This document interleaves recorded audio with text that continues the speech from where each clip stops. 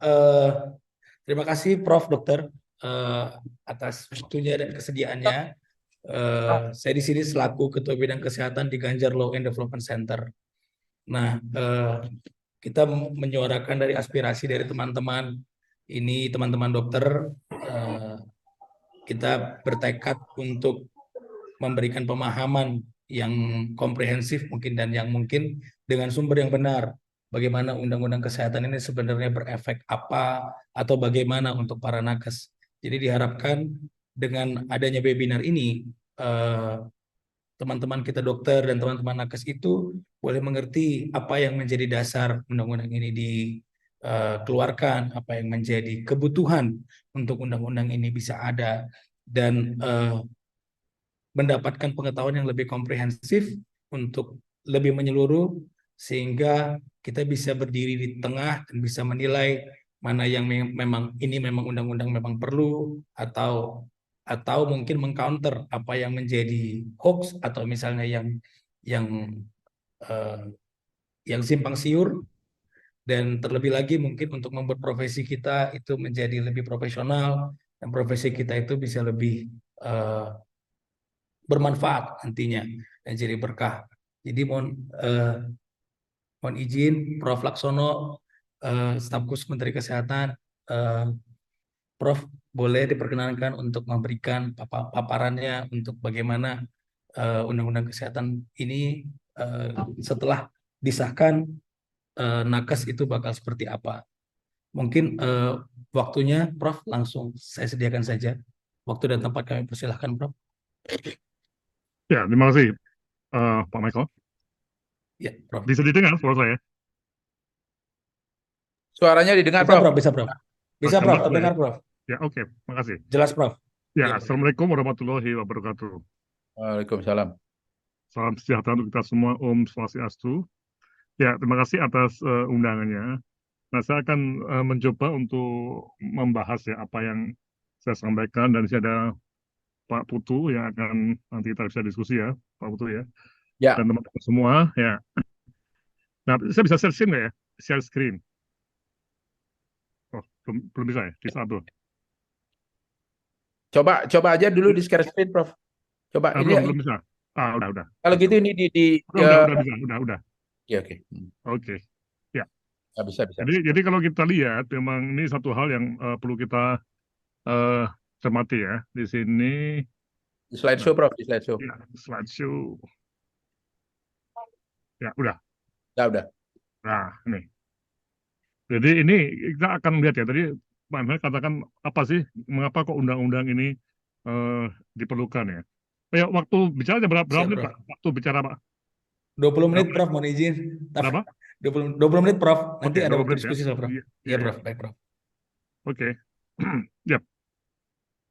Nah, ini saya akan mencoba untuk membahas secara berurutan ya. Jadi ada beberapa hal yang menarik mengenai eh, latar belakang. Dan ada satu konsep reformasi kesehatan, dan ini situasi kesehatan sebelum COVID yang juga menjadi salah satu pemicu ya untuk adanya suatu reformasi, dan kemudian undang-undang kesehatan ini sebagai sebuah reformasi, dan nanti kita akan lihat kemana nakes kita itu akan menuju ya.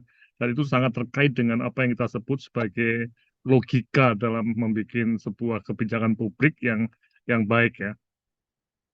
Oke, nah saya akan mulai dari reformasi itu apa ya. Jadi reformasi sektor kesehatan itu didefinisikan sebagai sebuah perubahan yang berkelanjutan ya, bertujuan untuk meningkatkan efisiensi, equity, pemerataan, dan efektivitas sektor kesehatan. Nah, ini yang satu isu kunci, dan secara metafora ya, ketika meningkatkan pencapaian tujuan tadi, itu ada banyak tombol di sini ya, seperti apa sound system itu ya, dan di sini ada tujuannya ya. Nah, tombol-tombol ini itu bisa diutak-atik eh, satu saja atau semuanya secara bersama-sama ini. Nah, ini. Jadi reformasi itu terjadi kalau tidak hanya satu tombol yang dikerjakan. Jadi semua tombol itu harus dikerjakan bersama-sama. Nah, ini. Kalau tidak, nanti akan terjadi suatu ketimpangan-ketimpangan atau suatu situasi yang membuat target dari reformasi itu, termasuk peningkatan status kesehatan, kepuasan pengguna pelayanan kesehatan sampai ke proteksi risiko kalau sakit dengan asuransi kesehatan itu menjadi eh, terganggu. Ini, oke. Nah, saya akan mencoba untuk memaparkan situasi kesehatan sebelum COVID dan ini menggunakan pendekatan yang ideologis yaitu terkait dengan Pancasila ya. Jadi ini sebuah model berpikir eh, yang betul-betul kita menggunakan apa yang kita sebut sebagai sila terutama untuk keadilan sosial bagi seluruh rakyat Indonesia. Nah, oke, nah ini yang tadi saya sampaikan ya. Dalam metafora ini antara tahun 2011 sampai 2020 sebelum COVID itu yang berubah drastis itu hanya di tombol pembiayaan dengan adanya Undang-Undang SDSN dan Undang-Undang BPJS di sini. Namun kita belum lihat bagaimana SDM, masa payment, pengorganisasian, dan juga regulasi-regulasi yang terkait, yang bisa meningkatkan apa yang kita sebut sebagai efisiensi, quality, dan juga akses terhadap pelayanan kesehatan. Nah ini, jadi kita cenderung lebih menambah pendanaan, Gitu aja terus kan. namun tidak mengutak-atik yang lainnya. Ini. Nah, kita lihat di sini misalnya. Anggaran untuk BPJS tadi itu naik tinggi ya, dan terutama di bagian Jawa, sementara Ditjen di Kemenkes relatif itu tidak naik. Ini selama 6 tahun terakhir ya, 6 tahun sebelum tahun 2019. Nah, apa yang terjadi tahun 2011 sampai 2022, pemerintah tidak mempunyai kebijakan untuk pemerataan dan kesehatan dan SDM kesehatan, karena dananya terpakai banyak untuk BPJS. Secara apa ya mandatory spending itu yang ramai itu ya, itu sudah memenuhi 5% APBN, tapi tidak cukup dana untuk pemerataan dan pelayanan kesehatan dan SDM-nya. Nah, akibatnya apa? Ada ketidakadilan. Pertama, antar wilayah geografis. Kemudian yang kedua, antar segmen masyarakat pengguna BPJS, yaitu BPA, BPN, dan PBBU. Ini kita lihat di sini ya.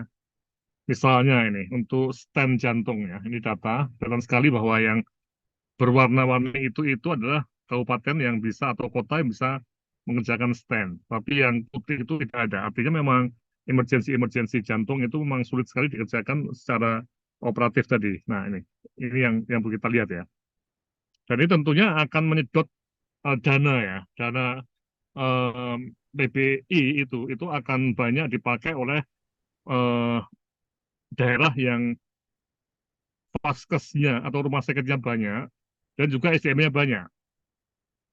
Jadi BPJS itu seperti pohon mangga ya, yang berbuah lebat tinggi.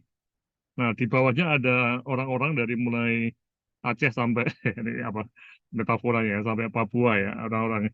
Nah, ada yang mempunyai galah yang tinggi ya, yang bisa mengambil tadi. Bahkan ada yang pakai mesin juga di galahnya pakai bisa mengambil mangga-mangga di atas. Termasuk mangga yang harusnya jatahnya provinsi lain itu bisa terambil karena memang rumah sakit dan SDM spesialis misalnya tidak ada dan itu tidak bisa ngeklaim. Nah ini yang terjadi. Jadi ada suatu seimbangan supply ya. Nah, nih. Dan juga kebijakan kompensasi yang harusnya untuk daerah sulit tadi itu belum dijalankan oleh BPJS. Nah, kemudian yang kedua ada ketidakadilan antar segmen anggota BPJS. Nah, ini yang surplus yang defisit ya. Coba kalau kita lihat yang surplus itu justru dana-dana dari PBI APBN ya, yang seharusnya dipakai untuk mereka yang miskin, tapi terpakai untuk mereka yang kaya, lebih kaya di BPJS. Yang ini defisit itu kelompok yang PBPU yang lebih mempunyai kemampuan ya. Nah ini yang harusnya untuk orang-orang miskin ya, tapi terpakai untuk orang yang kaya. Nah ini. Jadi mengapa yang miskin tidak dapat? Karena masalah akses juga. Dan orang miskin juga kalau sakit mereka tidak sampai lama-lama di rumah sakit karena mereka tidak bisa membayar ongkos akomodasi dan sebagainya ya. Nah ini. Jadi ini yang menjadi masalah besar ya. Sehingga kalau kita bisa gambarkan ini ya, situasi sebelum COVID itu dana BPJS itu yang ada itu seperti ini ya, dipakai malah justru oleh orang-orang yang sudah tinggi. Sementara yang kecil masih tetap seperti ini. Jadi yang diharapkan seperti equity ini nggak jalan. Dan itu tentunya berlawanan dan ideologi Pancasila, yaitu keadilan sosial bagi seluruh rakyat Indonesia. Nah, ini belum berjalan. Oke ya. Nah, hal inilah yang perlu kita lihat sebagai satu landasan ideologis ya, karena belum ada reformasi yang menyusul sebelum pandemi COVID-19. Nah, sekarang bagaimana ke depannya? Nah, ini kita lihat Undang-Undang Kesehatan sebagai sebuah reformasi. Ada hal yang menarik dalam konteks tugas Menteri Kesehatan Pak Budi Gunadi Sadikin ya, dari Presiden Soeharto. Sorry, Presiden Jokowi ya. Nah, ada 3 tugas. Vaksinasi harus dilakukan secara baik, cepat. Kemudian yang kedua, pandemik dapat dikendalikan.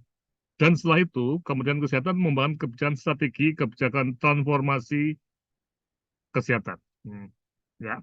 Nah, ini yang perlu kita lihat ya dalam konteks adanya wabah itu. Itu kan pasti mengenai sistem kesehatan, sehingga kinerjanya itu memburuk ya. Nah, kemudian dengan adanya eh, kegiatan atau program-program yang mengendalikan pandemik itu hilang. Dan sekarang sudah masuk ke era yang kita sebut sebagai pasca pandemik. Nah, ini ada suatu transformasi. Jadi apa-apa yang buruk ini segera cepat untuk dipulihkan. Nah, ini yang membuat reformasi itu diawali dengan transformasi sistem kesehatan ya.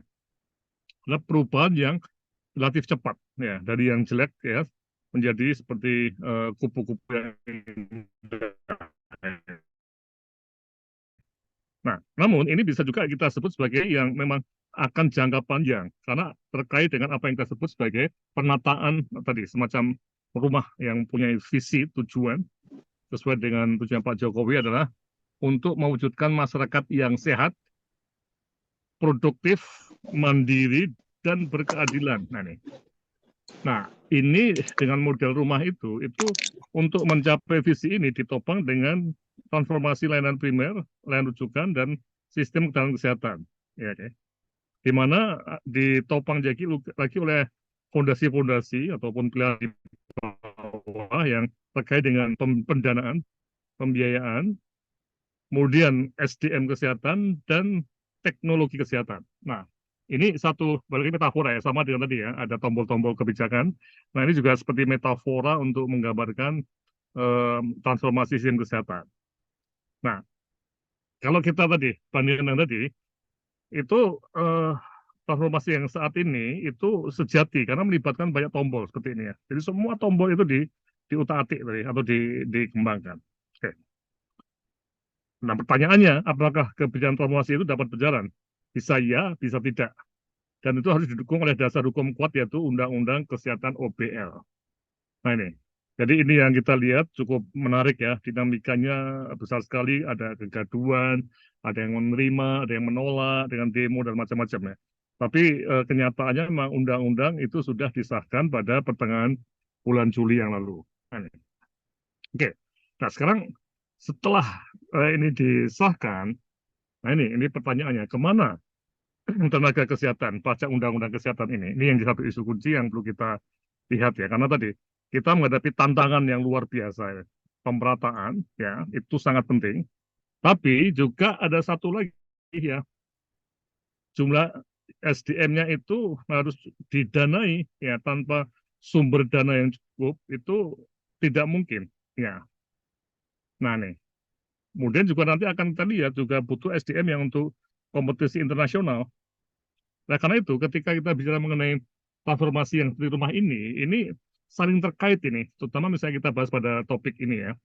SDM kesehatan itu tidak mungkin bisa dikembangkan tanpa dukungan dana yang cukup.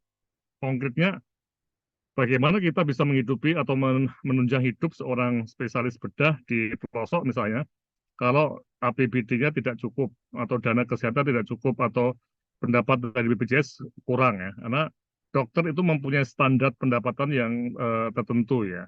Nah ini contohnya. Jadi kita harus melihat bahwa perlu ada pengembangan dana Jadi menariknya dari konsep reformasi ini yang dipakai untuk susun undang-undang, itu hubungan antar eh, pilar itu sangat erat dan dukungan dari ya kayak fondasi-fondasi itu sangat-sangat besar. Jadi kita bisa melihat bahwa dengan gambar ini, kalau SDM-nya itu tidak lengkap, tidak banyak, dan uangnya kurang, itu sistem ini bisa ambruk. Nah, ini yang perlu kita cermati ya.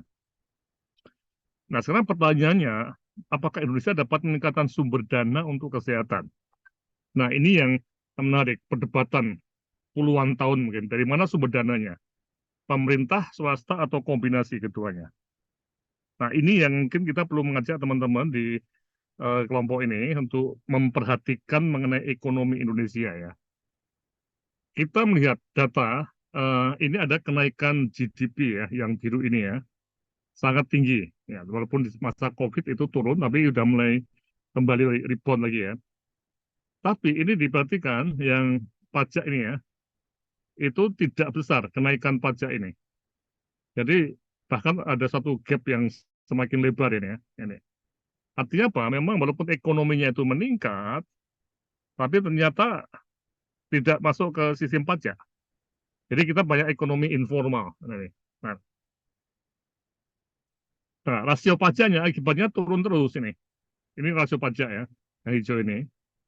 Dan ini ada satu indikator yang menarik. Semakin tinggi rasio pajak, itu semakin besar kemungkinan sebuah negara itu mempunyai kemampuan untuk menjalankan program welfare.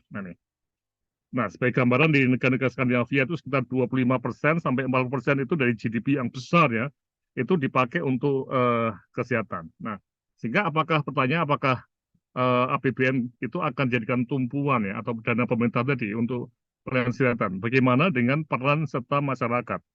Nah, ini hal yang sangat-sangat menarik perlu kita lihat. Nah, karena apa? Belanja kesehatan kita itu masih sekitar 3% dari GDP. Di bawah Cina yang 5,3, Thailand 3,8%. Nah, sekarang bagaimana meningkatkan share kesehatan dalam GDP ini? Nah, ini tentunya kalau kita lihat dari sini, nah, sumber daya pemerintah itu ya tidak begitu kuat, tapi mungkin justru malah dari swasta itu yang bisa kita tingkatkan. Nah, jika naik 5% ke angka Cina, itu sekitar 2% misalnya kenaikannya, itu tersedia sekitar 360 triliun tadi. Dan ini tentunya tidak mungkin didanai dari APBN dan APBD, harus bagian besar dari pendanaan swasta. Dan ini yang nanti akan menjadi tempat untuk SDM itu bekerja. Tanpa ada dana itu akan susah untuk bekerja. Nah, sehingga terakhir, SDM ke depannya gimana nih? Kita bisa melihat di sini ya. Problem tenaga kesehatan itu ada dua front ya. Front pertama itu memenuhi pemerataan ke seluruh pelosok Indonesia. Yang kedua, memenuhi kebutuhan kompetisi internasional, misalnya untuk medical tourism ya. Nah, ini contohnya ya. Ketika SDM untuk jantung tadi itu tidak merata, itu utilisasi penggunaan jantung itu sangat bervariasi antar daerah. Jawa akan sangat tebal ya, banyak pemakaian, tapi di Papua itu relatif sedikit. Apakah mereka sehat? Tidak. Ya, tapi karena tidak punya akses yang cukup ke tenaga kesehatan.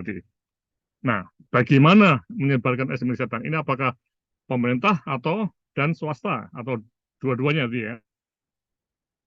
Berarti yang kedua, bersaing di arena internasional. Nah, ini kita tahu bahwa di Thailand, Singapura, dan Malaysia itu pusat-pusat untuk medical tourism. Jadi kita, Indonesia itu hanya sebagai pasar yang mengirimkan warga negara kita ke luar negeri. Dan itu di Malaysia sekitar 800.000 690.000 sebelum COVID ya.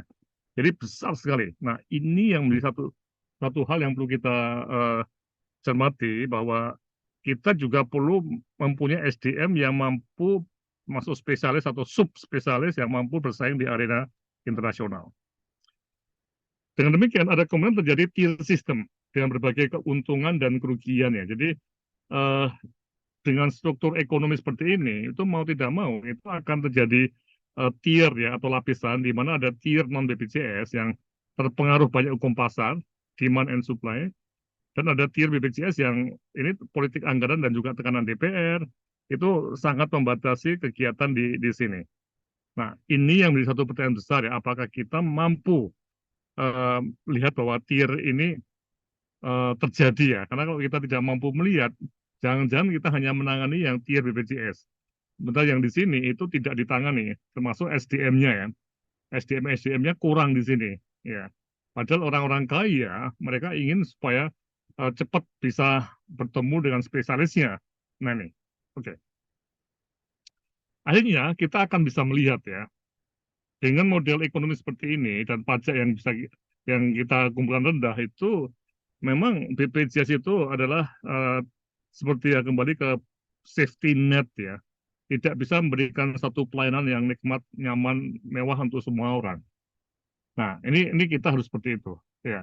Sehingga model-model tier ini akan berjalan, di mana tadi seperti kita lihat ya, BPJS itu sangat tergantung pada PBA-PBN. Dan apabila PBA-PBN itu difokuskan betul pada orang miskin ya, tidak perlu mensubsidi yang kelompok yang PBPU, itu mungkin SDM pemerintah yang ngurusi BPJS bisa dapat lebih banyak insentif. Sementara yang kelas menengah atas, mereka tanda kutip ya diharapkan dipaksa untuk mengalokasikan anggaran rumah tangga untuk kesehatan dengan membeli askes komersial. Nah, jangan terlalu banyak orang kaya masuk ke BPJS atau menggunakan BPJS. Nah, ini yang perlu kita cermati bagaimana ke depannya. Oke, saya sebagai penutup, Undang-Undang Kesehatan itu salah satu poin penting ya, karena banyak sekali ya poin yang ada di Undang-Undang Kesehatan ya, itu berusaha meningkatkan penyerapan SDM agar terjadi pemerataan, equity. Karena yang saat itu terjadi seperti ini ya.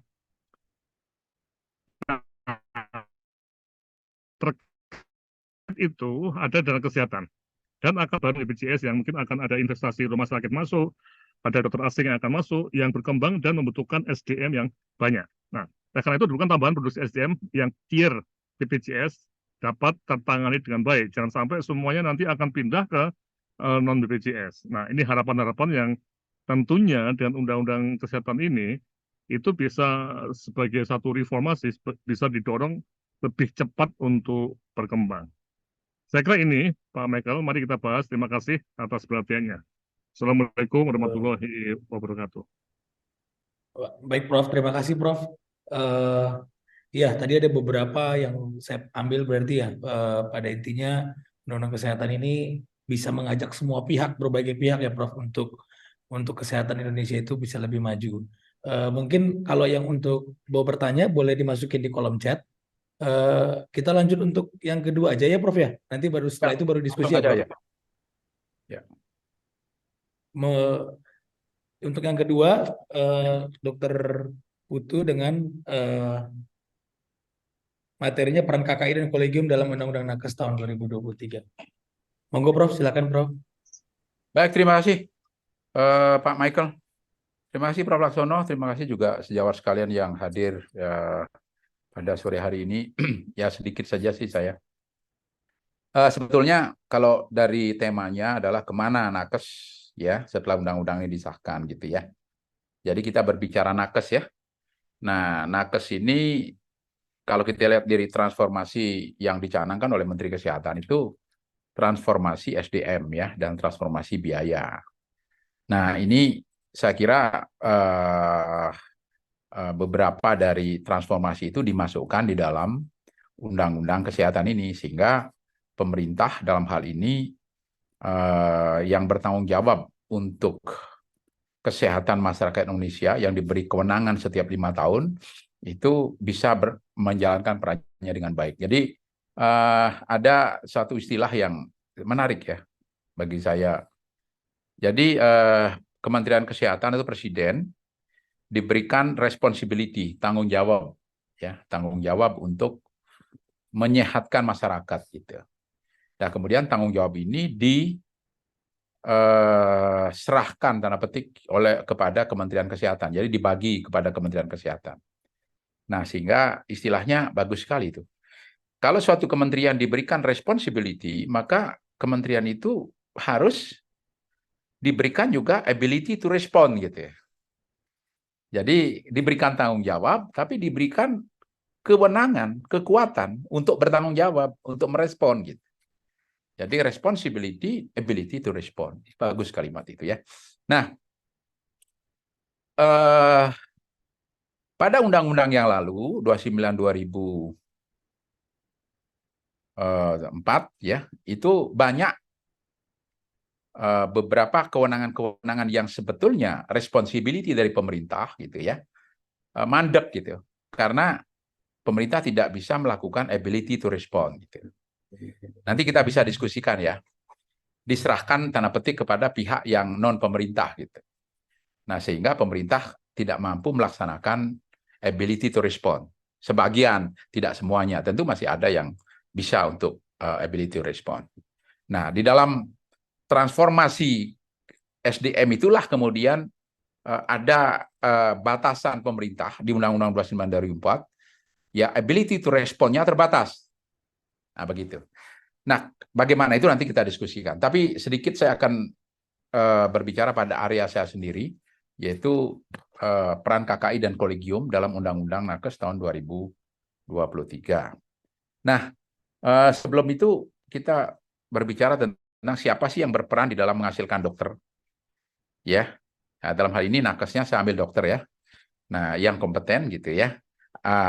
Ada peranan Kemenkes di situ. Kementerian Kesehatan. Jadi melakukan pemetaan terhadap masalah-masalah kesehatan saat ini dan yang akan datang. Jadi sebelum Kemenkes melakukan program 5 tahunan itu, ya sebelum dia membuat yang namanya transformasi 6 area transformasi kesehatan, maka Kemenkes ini harus melakukan pemetaan terhadap masalah-masalah kesehatan saat ini dan yang akan datang. Nah, dari pemetaan ini kemudian muncullah transformasi 6 transformasi kesehatan itu gitu. Transformasi kesehatan primer, kesehatan rujukan, dan selanjutnya. Nah, tentu di situ dimunculkan ada masalah, dan itu sudah dipetakan oleh Kemenkes, sehingga muncullah 6 transformasi itu gitu. Ya, nah jadi kata kuncinya ada di situ. Kemudian setelah mereka melakukan pemetaan, dia muncul program yang namanya transformasi 6 masalah kesehatan. Transformasi 6 masalah kesehatan ya. Nah, kemudian selanjutnya ada tugas Kemenkes juga ya, bahwa Kemenkes ini di bidang pendidikan ini diberikan kewenangan untuk memberikan rekomendasi dalam pendirian prodi dokter dan kesehatan lainnya. Jadi kalau ada prodi yang mau berdiri, baik dokter maupun ini yang pertama kali diminta rekomendasi lah Kemenkes sebetulnya. Tapi Kemenkes bukan satu-satunya. Karena di samping rekomendasi Kemenkes, ada di situ rekomendasi OP gitu. Ada rekomendasi KKI, dan itu nanti disahkan oleh Kementerian Pendidikan dan Kebudayaan, Kemendikbud, berdasarkan atas Undang-Undang Dikdok 20 tahun 2013. Jadi meskipun Kemenkes memberikan rekomendasi, tapi kalau OP dan KKI tidak merekom, maka Kemendikbud tidak bisa mengesahkan pendirian prodi. Itu dan itu ada dalam undang-undang gitu. Ya, di dalam undang-undang, baik itu di undang-undang Dikdok ya, maupun di Pradok itu ada. Demikian juga di Perkonsil. Kemudian di dalam undang-undang Dikdok juga Kemenkes ini diberi tugas kewenangan untuk melaksanakan program internship, yaitu pemahiran dan pemandirian, kemudian melaksanakan program-program pelatihan tentu saja. Kemendikbud, nah ini dia menyusun standar pendidikan bersama dengan kolegium, AIPKI, ARSPI, OP, dan Kemenkes, menetapkan standar profesi yang telah disahkan oleh KKI. Jadi KKI ini diberi tugas untuk mengesahkan standar profesi, ya, jadi standar pendidikan profesi dokter, begitu ya, dan memberikan izin pendirian prodi, dan tentu melakukan monitoring dan evaluasi prodi melalui Lampitikes. AIPKI ikut menyusun standar pendidikan profesi, melaksanakan pendidikan dokter gigi tahap akademik, dan melakukan uji kompetisi nasional. Jadi AIPKI nanti dia diberi tanggung jawab sebagai panitia uji kompetisi nasional. Kemudian Asosiasi Rumah Sakit Pendidikan Indonesia ini ikut menyusun standar pendidikan profesi dan melaksanakan pendidikan dokter gigi tahap. Jadi sebetulnya kalau melihat ini untuk pendidikan ya dan juga praktek dokter itu yang yang ikut cawe-cawe tanda petik berdasarkan undang-undang itu banyak. Ya, kalau untuk pendidikan ada Kemendikbud, Kemenkes, KKI, OP, kolegium gitu. Jadi banyak sekali. Sehingga memang hal ini mungkin salah satu yang perlu direform gitu ya. Salah satu yang perlu direform. Karena akibat banyaknya yang cawe-cawe di situ dan itu ada di dalam undang-undang dan aturan, maka untuk mendirikan prodi ini sulit ya. Jadi kami di KKI untuk mengesahkan atau memberikan rekom prodi ini sulit sekali. Sehingga kekurangan dokter maupun kekurangan dokter spesialis itu terjadi. Sehingga Kemenkes, Pak Menteri mencanangkan adanya transformasi SDM itu tadi. Kemudian melaksanakan pendidikan dokter dan dokter gigi ke tahap profesi, ringkasnya seperti ini.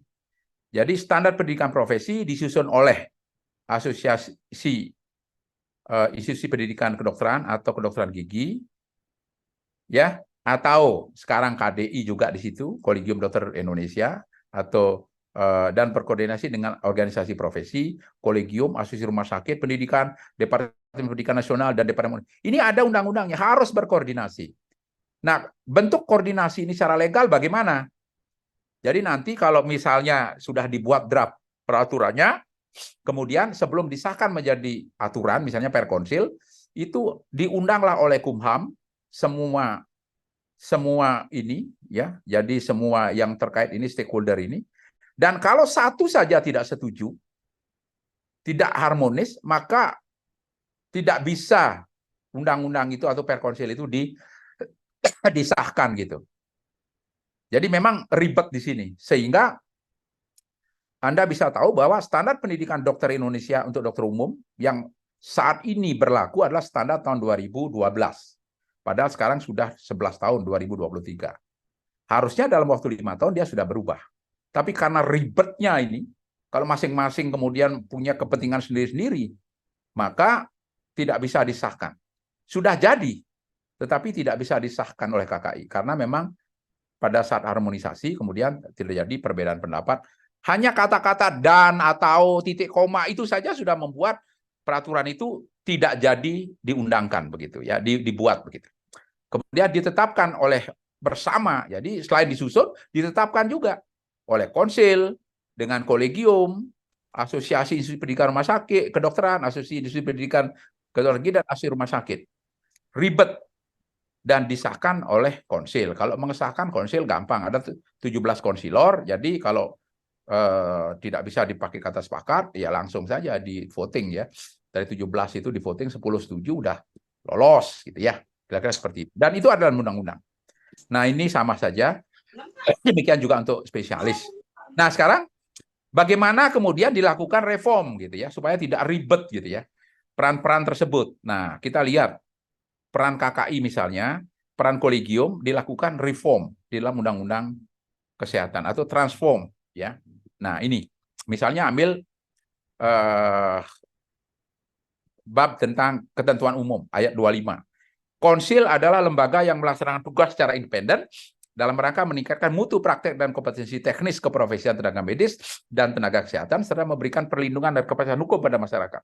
Kalau dulu dalam Undang-Undang 29 Pradok itu bunyinya konsil adalah suatu badan otonom, mandiri, non struktural dan bersifat independen yang terdiri atas konsil kedokteran dan kedokteran gigi. Jadi diberikan tambahan memberikan perlindungan dan kepastian hukum kepada masyarakat begitu.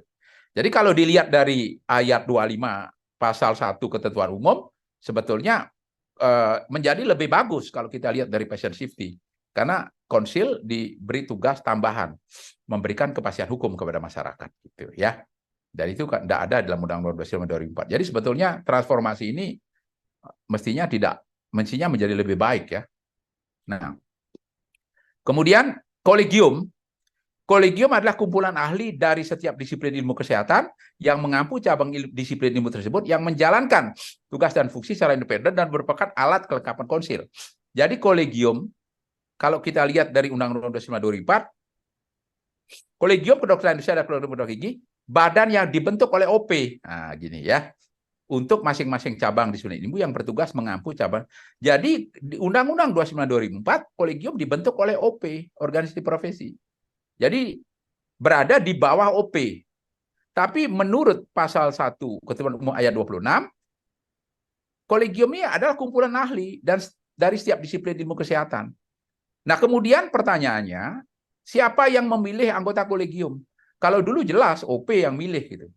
Ya, artinya OP yang mengesahkan atau dipilih oleh perhimpunannya kemudian disahkan oleh OP.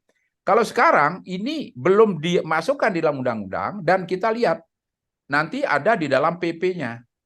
Jadi pemilihan anggota kolegium itu bagaimana? Ya. Nah, jadi kolegium kumpulan ahli setiap disiplin ilmu kesehatan yang mengampur. Nanti ada di dalam PP-nya. Nanti diplototin aja PP-nya itu. PP-nya belum ada. Ya, tetapi kolegium karena selama ini berada di bawah OP dan koordinasinya pada umumnya adalah dengan konsil, seperti misalnya membuat standar pendidikan profesi. Itu kan kolegium harus bekerja sama dengan konsil. Nah, maka konsil itu selama ini ya tidak bisa langsung dengan kolegium berkoordinasi karena harus melewati OP gitu. Atau melewati MKKI. Jadi kalau misalnya OP tidak setuju, ya MKKI juga tidak bisa apa-apa gitu. Ya, majelis kolegium itu ya. Nah, karena di bawah OP. Tapi kalau nanti dibentuk dan ini ada di bawah KKI, ini mentransform, memudahkan tugas gitu. Ya. Jadi karena kolegium membentuk draft standar pendidikan, kemudian memang selama ini dia bekerja sama, berkoordinasi dengan KKI terus gitu. Nah, sekarang ini di sini OP tanda petik ya organisasi profesi kehilangan kewenangannya untuk membentuk kolegium di dalam Undang-Undang Nakes. Apakah itu baik atau kurang baik? Ya kita lihat bagaimana kita menyikapi. Kalau dilihat dari apa namanya dari koordinasi, mungkin itu lebih baik karena memang selama ini kolegium menyusun, KKI mengesahkan. Jadi lebih banyak KKI dan kolegium yang berkolaborasi begitu gitu. Ya, meskipun selama ini juga sebetulnya ya ada hal yang hambatan, ya ada juga yang kolegium yang gampang, tapi juga yang ada hambatan juga Buat banyak. ini dulu, Ya, telepon ya. nggak dijawab. Ya, Telepon oke. itu kemarin tadi. Sebentar ada yang bocor tuh.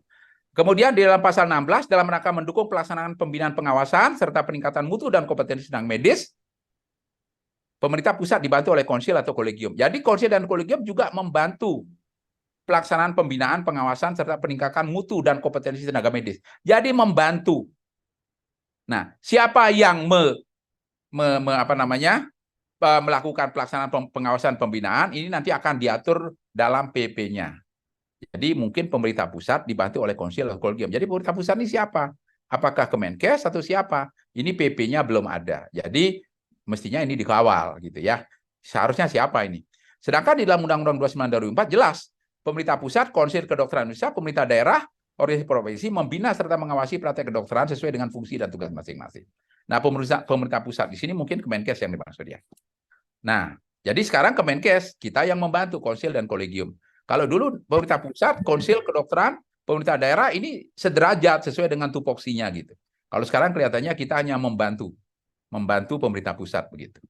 Nah, kemudian pasal 21 dalam memenuhi perkembangan ilmu pengetahuan dan teknologi di bidang kesehatan serta kebutuhan pelayanan kesehatan, Menteri dapat menetapkan jenis tenaga medis atau jenis tenaga kesehatan baru dalam setiap kelompok. Kelompok tenaga medis atau kelompok tenaga kesehatan baru.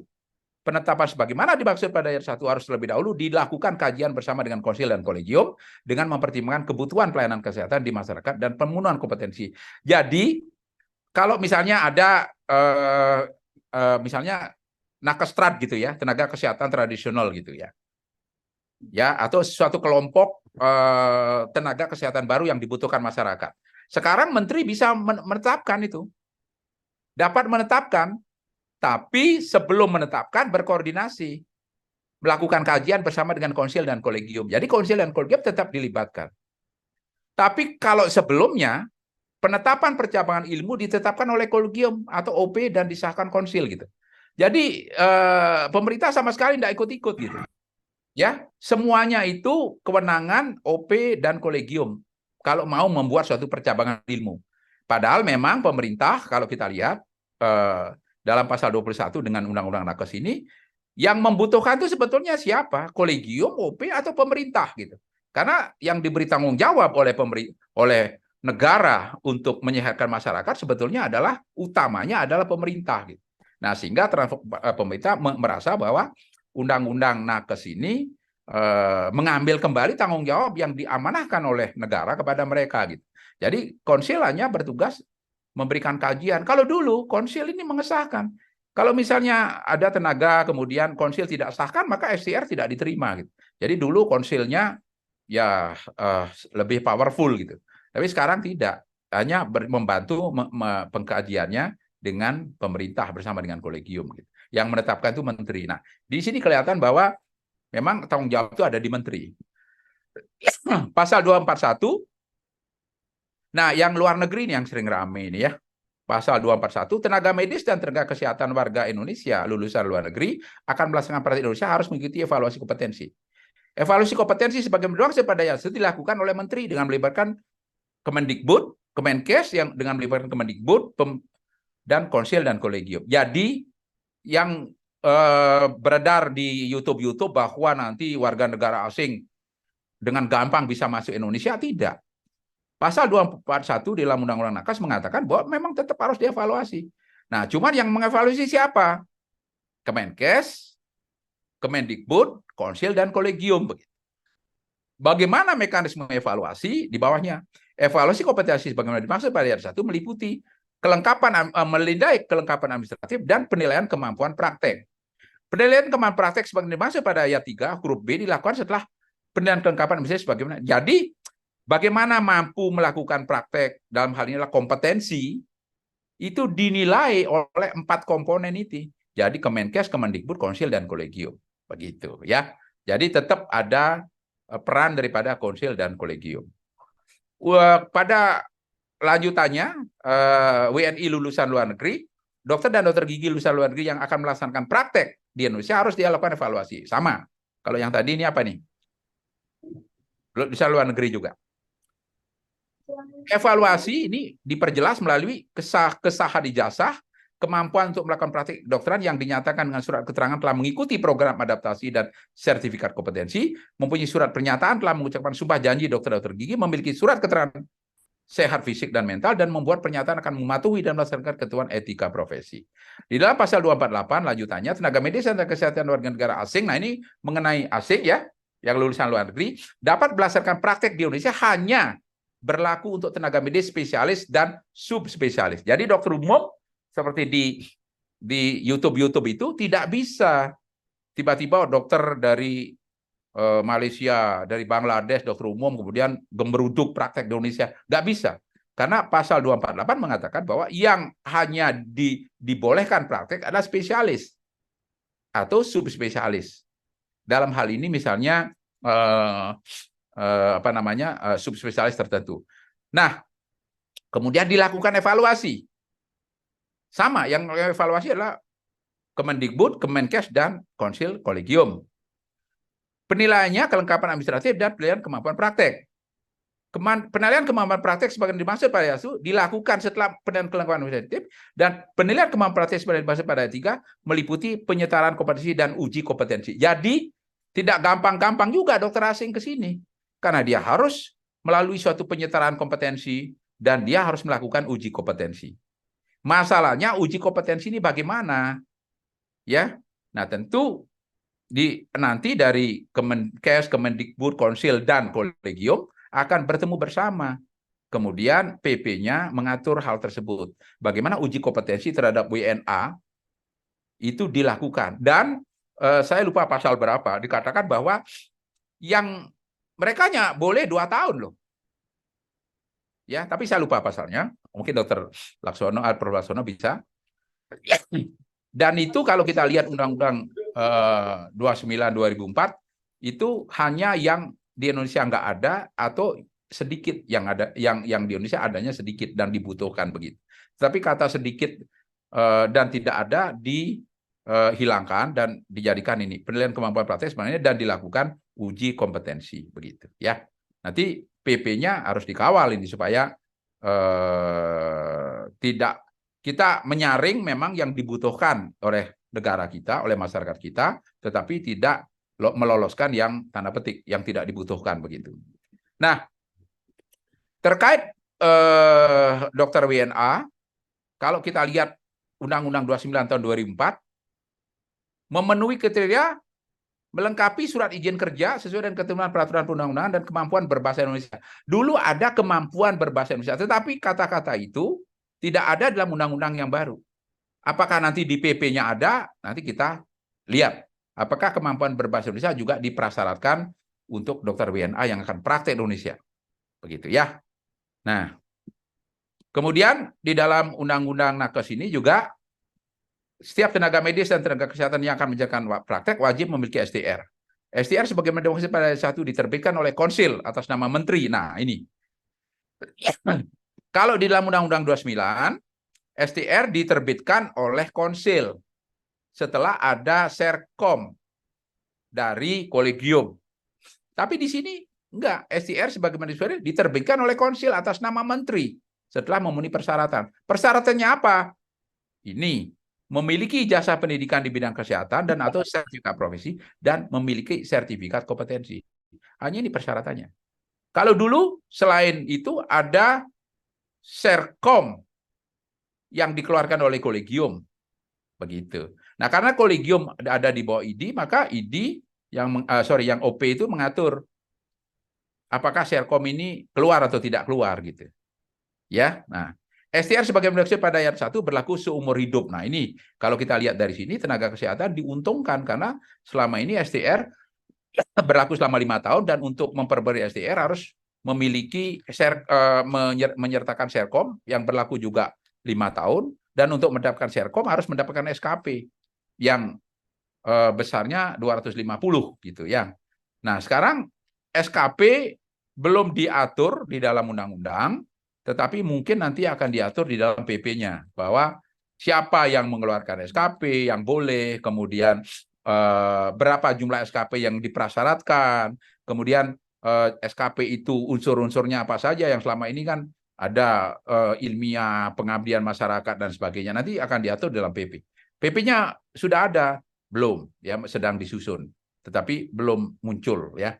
Dan Menteri mengatakan bahwa September itu paling lambat PP-nya harus sudah selesai.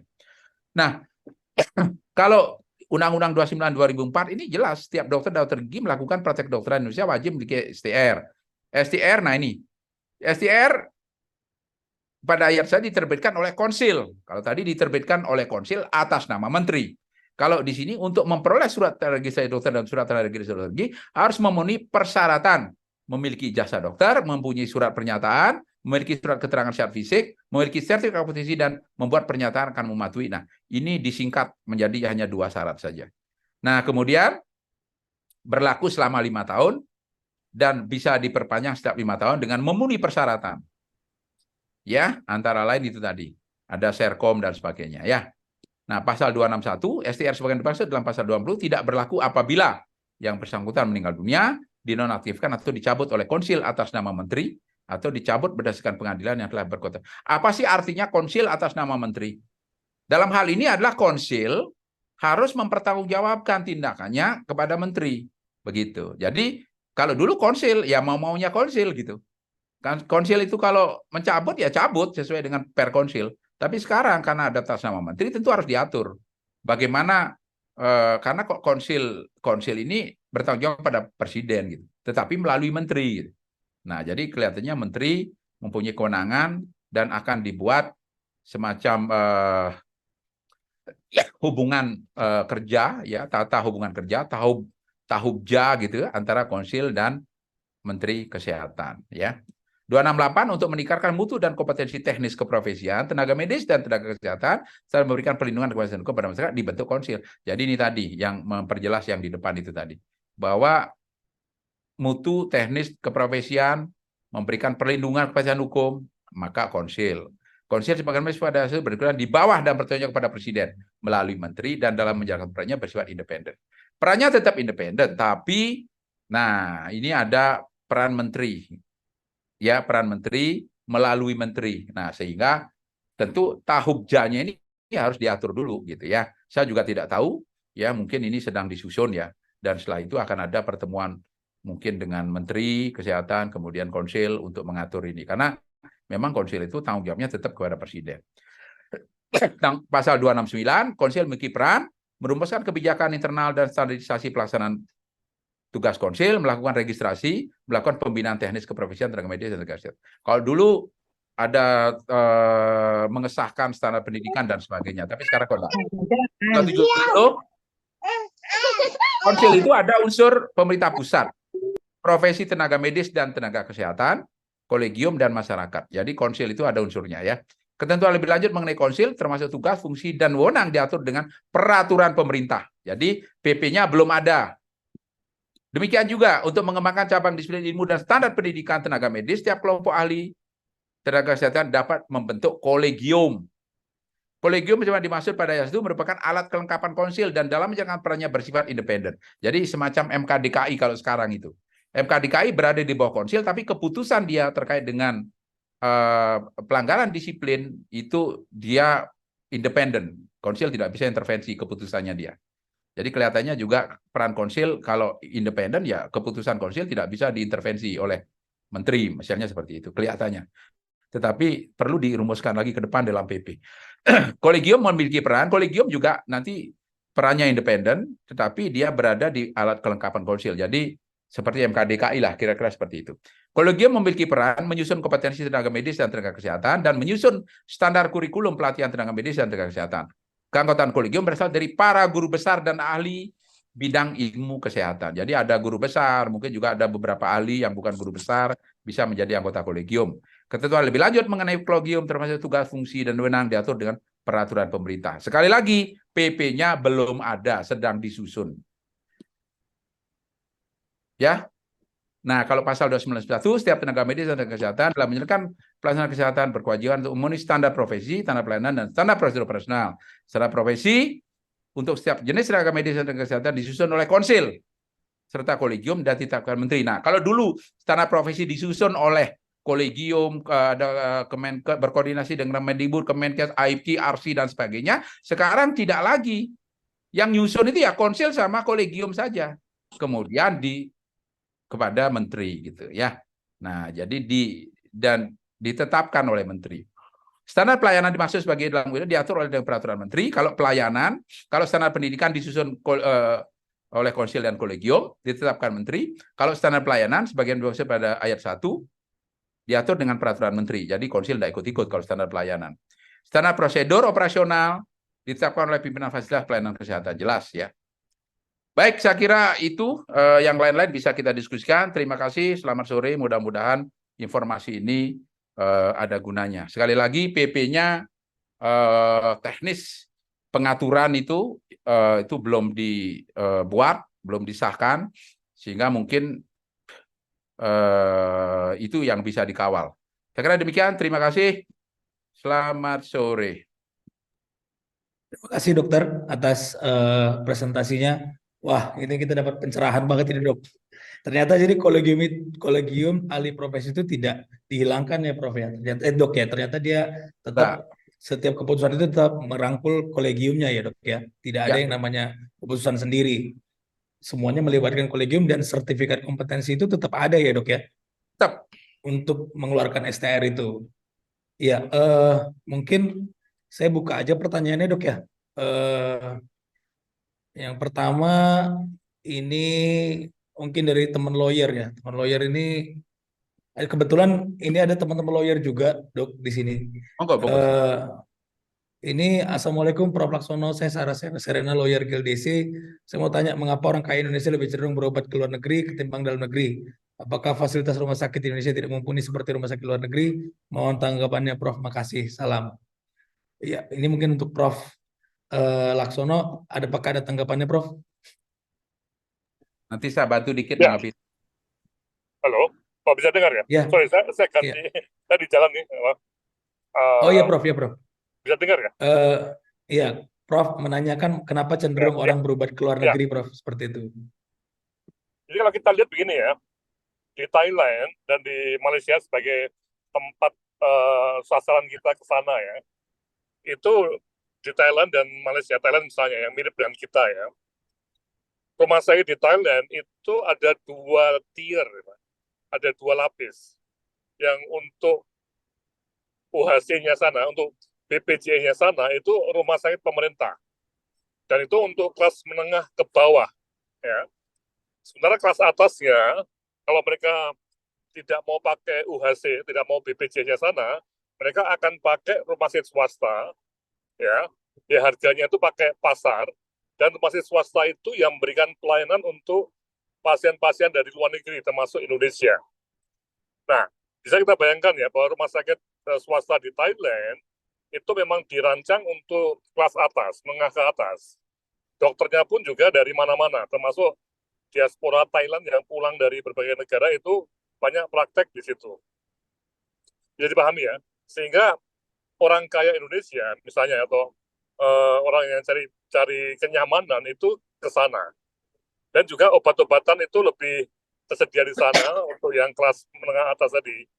Jadi memang betul-betul sama juga di Malaysia ya, itu swasta yang banyak beroperasi di sini, di segmen yang atas tadi, dan mereka menggunakan obat-obat yang mahal tidak masalah.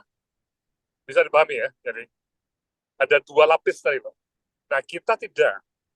Jadi orang kaya kita, mungkin mereka enggan bersama-sama dengan banyak orang di satu rumah sakit ya, atau untuk mencari dokter spesialis yang laku itu susahnya setengah mati. Ya, uang udah nggak berguna lagi. Ya. Mungkin obat-obatan juga kurang di sini. Jadi banyak isu, banyak hal yang memang menjadikan Indonesia itu masih belum sebagai operator untuk pelayanan medical tourism tadi. Bisa dipahami, Pak? Jadi ada sistem mekanisme yang berbeda ya, Prof, ya, antara luar negeri dan dalam negeri ya, Prof. Ya, Iya, ada tadi 2 lapis tadi. Yang di luar negeri itu BPJS-nya sana memang menengah ke bawah, Pak. Dan di Thailand itu ada semboyan untuk orang kaya itu apa? Proud to pay, artinya bangga untuk membayar. Proud to pay untuk kelas atas ini. Supaya jangan pakai banyak-banyak pelayanan UAC. BPJS-nya mereka. Ya, karena Ya. itu akan membebani negara. Begitu, Pak. Kebalikan Indonesia ya, Prof, ya. Indonesia malah waktu pas diagnosisnya ke luar negeri, habis itu pulang treatmentnya pakai UAC ya, Prof. Iya, itu yang jadi masalah, Pak. Akibatnya tadi pemakaian oleh orang-orang menengah ke atas di BPJS itu lebih tinggi dibanding orang miskin, dan jatahnya orang miskin dipakai orang kaya, Pak. Prof, saya mau nanya, Prof. Itu yang Ya, mengenai 5% nggak diwajibkan lagi, Prof.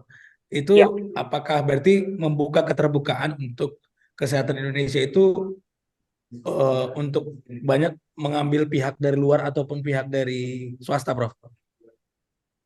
Jadi Pak, 5% itu dari apa dulu ya? Kalau yang dari 5% itu, dari APBN itu tidak ada referensinya, Pak. Di luar negeri nggak ada juga. 5% dari APBN itu kecil, Pak. Ya, Ya, APBN ya. kita cuma 2.000 triliun, Pak, ya, kira-kira ya. 5% itu cuma 1 triliun. Dan itu gampang dicapai oleh Kemenkes, ya. Dan itu pun juga banyak nggak terserap dan tidak terpakai untuk sasaran yang tepat, Pak, ya. Mau dilihat ya. Nah, tapi memang ada yang mengatakan, pernah ada satu orang ahli yang 5% itu dari GDP, Pak. Gross Domestic Product. Nah, kalau 5% dari GDP, dengan 16.000 triliun ya, itu setara dengan 800 triliun, Pak, untuk kesehatan. Ya. Nah, yang sekarang itu baru terpakai 500 triliun, Pak. Jadi tadi 5% itu tidak ada semacam dasar referensi yang benar. Bisa dipahami, Pak, ya? Jadi lebih Bisa. baik kita tidak menggunakan persen-persen, tapi kita menggunakan perencanaan yang baik, dan nanti juga akan lebih 5% yang berbasis kinerja. Ya, di luar negeri tidak ada itu, Pak. Istilah seperti itu, mandatory spending 5% itu tidak dipakai. Baik, Gitu. baik, Prof. Ya. Ada juga pertanyaan nih, Prof. dari Mungkin lawyer. mungkin saya dulu nambahin deh, karena penting nih, Oh ya, monggo Dokter dok. Michael. Jadi begini, Monggo dok, monggo. ini pertanyaan yang bagus ya, penting sekali karena sebetulnya kalau kita tahu kenapanya, maka kita bisa buat kebijakannya gitu ya. Betul ya, Dokter Michael ya. Ya, ya, ya. Pertanyaan beliau ini cerdas ya. Jadi yang pertama, menurut saya nih, yang pertama, pernah nggak kita sudah membuat satu penelitian yang mendalam ya, terkait dengan kenapanya ini, ya kan? Yang selama ini kan asumsi-asumsi aja yang dimunculkan oleh beberapa orang gitu kan. Jadi asumsi kenapa berobat ke luar negeri, sebetulnya kalau kita mau kita lakukan penelitian kepada mereka-mereka gitu, semacam survei begitu, ya kita lihat kenapa mereka berobat ke luar negeri.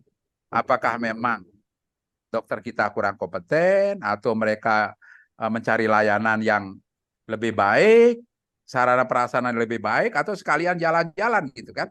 Nah ini kan sebetulnya kalau ada surveinya kita gampang sekali menjawab. Sayangnya saya tidak punya gitu. Mungkin yang lain punya, saya tidak tahu.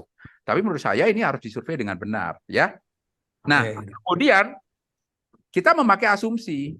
Asumsinya begini. Banyak juga mengatakan bahwa oh dokter kita tidak akan kalah dengan dokter luar negeri, kita jamin gitu kan. Itu bosnya dokter itu yang bilang begitu gitu. Menurut saya yang tidak kalah itu apa? Ya kan? Nah, yang kita lihat 4 komponen daripada suatu layanan kesehatan kalau kita terkait dengan dokter. Namanya kompetensi. Kompetensi dokter itu ada 4 komponen ya. Baru komponen dokter aja, belum komponen yang lain-lain. Yang pertama adalah namanya knowledge.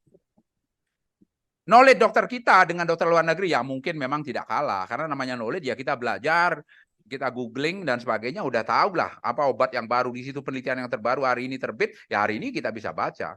Jadi dari knowledge mungkin kita tidak kalah. Gitu. Tapi faktor kedua namanya skill, keterampilan. Kalau terkait dengan artificial intelligence atau machine learning atau apapun, atau prosedur-prosedur yang canggih-canggih, memang kita bilang kita tidak kalah. Tentu terlalu gegabah kita katakan tidak kalah.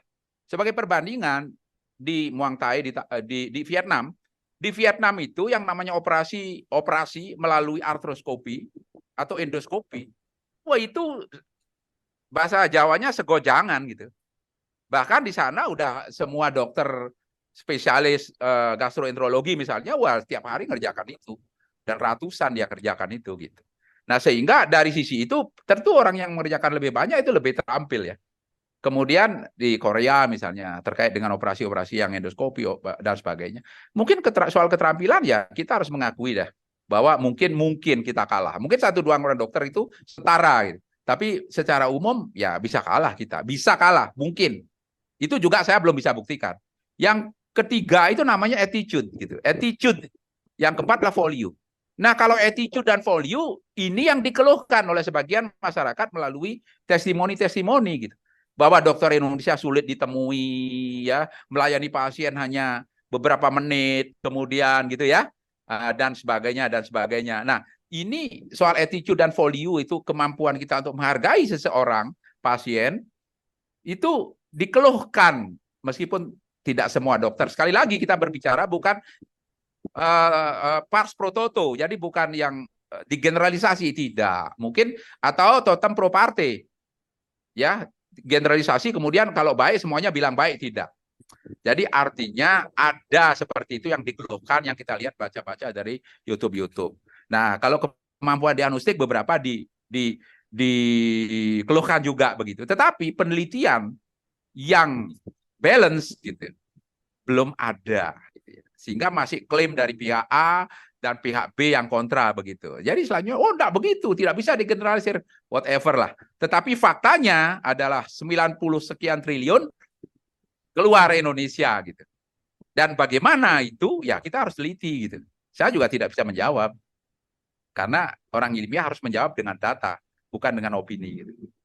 Ya, begitu Dr. Michael. Setuju, Prof. Ini mungkin bisa jadi gambaran juga tuh penelitian berikutnya, Prof ya. Ya. Ini Prof, ini ada pertanyaan dari Nakes nih sekarang, rekan Nakes. Ya. terkait aset-aset organisasi profesi bila sudah tidak monobar, bagaimana peran pemerintah? Seperti itu, Dok, katanya. Prof. Laksono kali ya, kalau saya nggak Prof, tahu.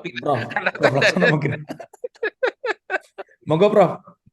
Gimana, Pak? Gimana?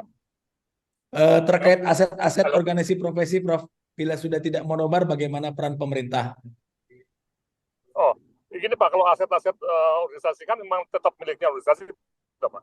Ya kan? Oh, baik. Tetap, ya nggak ada masalah. Ya. Nah, tapi yang jadi isu kunci kan, tadi yang disampaikan oleh Pak Putu sangat penting. Jadi undang-undang kesehatan ini, terutama dalam konteks mengatur tenaga kesehatan itu mengembalikan fungsi pemerintah untuk mengatur yang sebagian itu diserahkan ke ID tahun 2004 dengan undang-undang praktek kedokteran. Itu aja, Pak. Sebenarnya kalau mengenai aset saya kira nggak ada masalah. Artinya Kecuali OP itu tetap ada gitu loh. Oh, Ya. tetap ada, Pak. Tetap ada. Silahkan OP itu sekarang berkreasi, bertransformasi kan gitu. Iya, Ya, betul. ya tetap punya peran gitu ya. Tetapi Iya. beberapa perannya dikembalikan kepada peran pemerintah sesuai dengan tugas responsibility pemerintah, sehingga pemerintah minta ability to respond. Itu aja sih saya kira.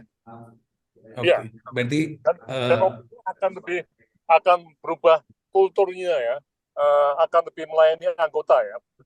Bisa dipahami ya? ya, baik, Prof. Baik, Prof. Yang berikutnya, Prof, ini dari Dr. Gerson, izin bertanya kepada narasumber untuk isu bahwa dokter sangat rentan dituntut oleh pasien pasca Undang-Undang Kesehatan. Apakah benar, Prof. Dok? Apakah benar selama ini dokter imun terhadap tuntutan untuk clinical judgment? Kemudian di undang-undangnya baru kita kehilangan imunitas itu karena ada isu ini dari pihak yang kontra terhadap Undang-Undang Kesehatan. Seperti tadi Dr. Putu sudah jawab ya, Prof. Dok. Ya. Tapi monggo, Dok, dijawab lagi. Ya, saya kalau Ya, Monggo, Dok. baik, jadi gini ya. Konsil itu punya yang namanya MKDKI. MKDKI itu ada norma deh. Kita berbicara norma dulu.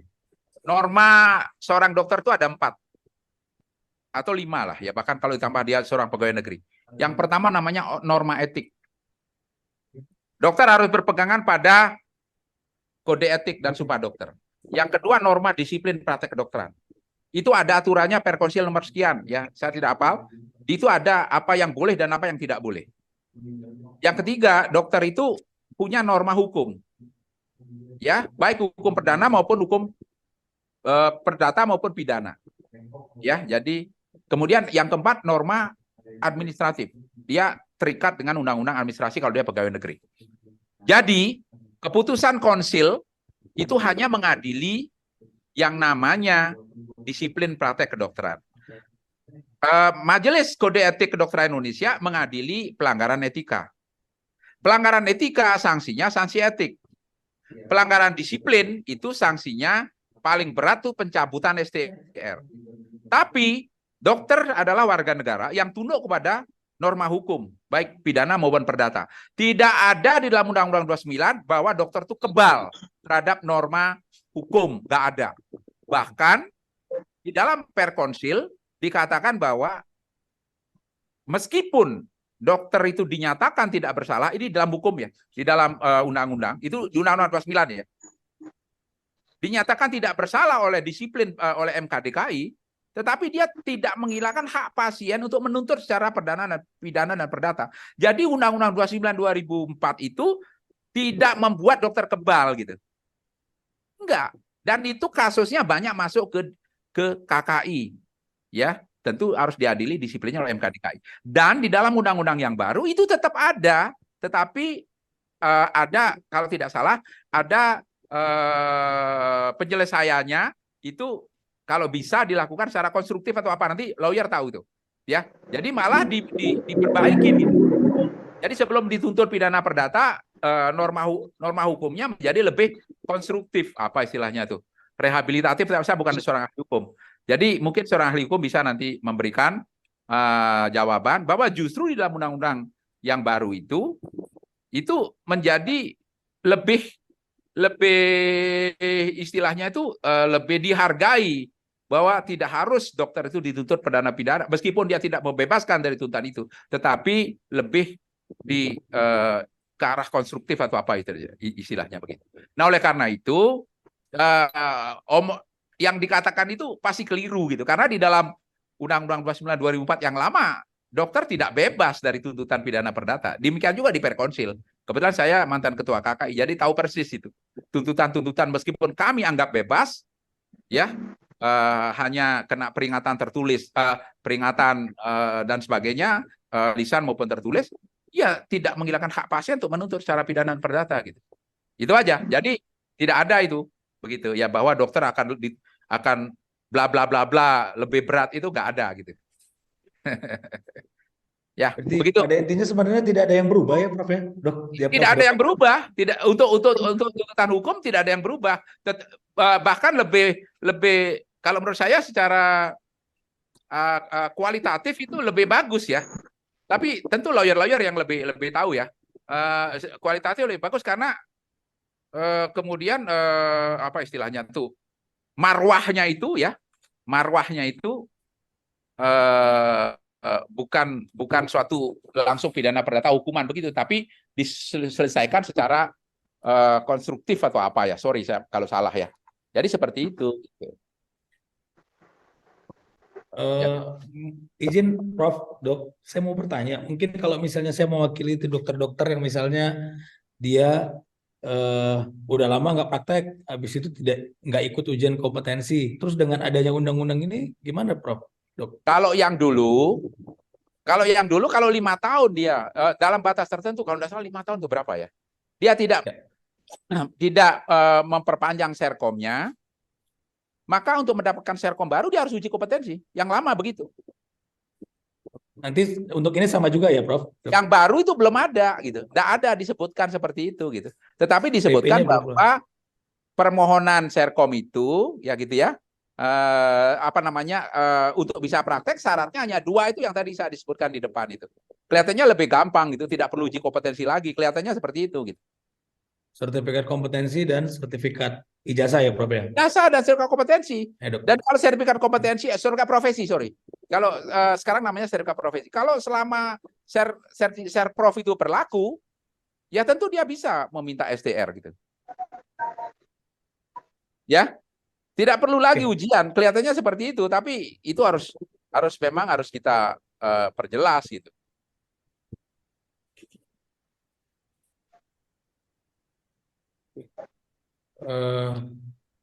Ya, ada tambahan lagi, Prof, Dok? Kalau ada yang tanya Prof aja, Laksono menambahkan? pertanyaan aja.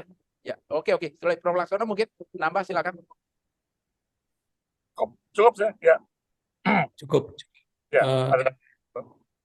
Iya, mohon izin nanti mungkin kita buat YouTube-nya ya, Dok, Prof, biar mungkin ini biar teman-teman dokter bisa lebih tahu, teman-teman dokter bisa lebih mengerti, Dok, mengenai undang-undang kesehatan yang baru ini. Jadi tidak termakan isu.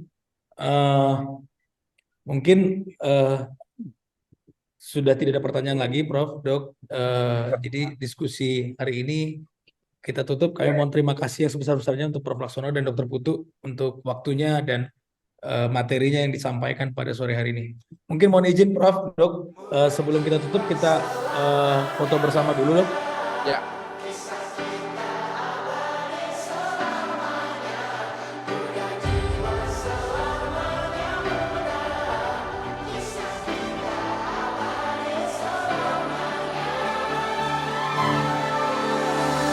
Masihkah kau mengingat di saat kita masih 17?